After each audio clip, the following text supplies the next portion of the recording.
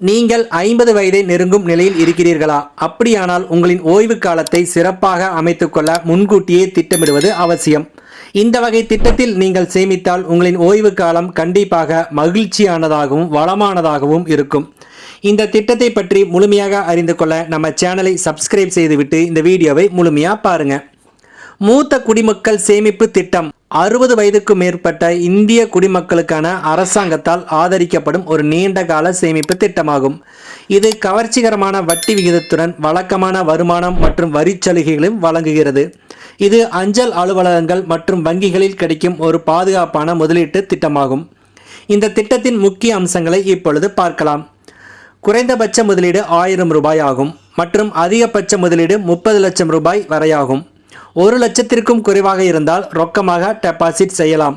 ஆனால் 1 லட்சத்தை தாண்டினால் காசோலையாகத்தான் செலுத்த வேண்டும். இந்த திட்டத்தின் அடிப்படை முதிர்வு காலம் 5 ஆண்டுகளாகும். இதை விருப்பப்பட்டால் மேலும் 3 ஆண்டுகளுக்கு நீட்டிக்கவும் முடியும். இந்த திட்டத்திற்கு அதிகபட்சமாக 8.20% காலாண்டு வட்டி விகிதத்தை வழங்குகிறது. இந்த திட்டத்தில் முதலீடு செய்வதன் மூலம் வரிச்சலுகைகளையும் நாம் பெற முடியும்.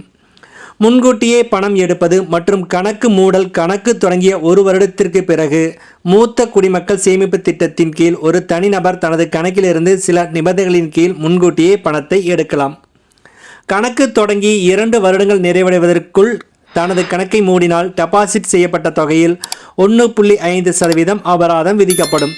2 ஆண்டுகளுக்கு பிறகு கணக்கு மூடப்பட்டால் டெபாசிட் செய்யப்பட்ட தொகையில் 1% அபராதம் விதிக்கப்படும்.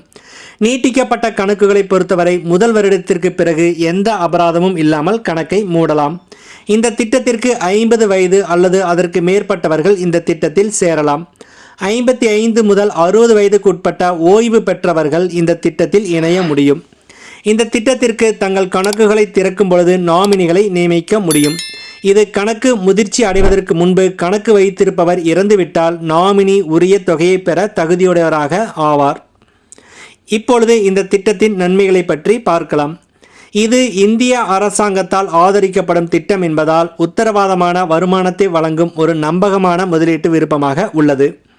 எளிதான முதலீட்டு செயல்முறைகள் காரணமாக இந்தியாவில் உள்ள எந்த அங்கீகரிக்கப்பட்ட வங்கியிலோ அல்லது தபால் நிலையத்திலோ எளிய படிகளில் இந்த அக்கவுண்டை திறக்க முடியும். இந்த திட்டம்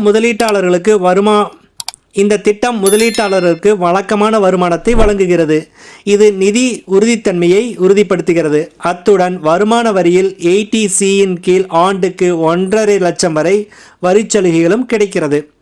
மூத்த குடிமக்கள் தங்கள் அன்றாட நிதி தேவைகளை பூர்த்தி செய்யவும் வழக்கமான மற்றும் நம்பகமான மாதாந்திர வருமானம் பெறவும் இந்த திட்டம் மிகவும் பயனுள்ளதாக இருக்கும்.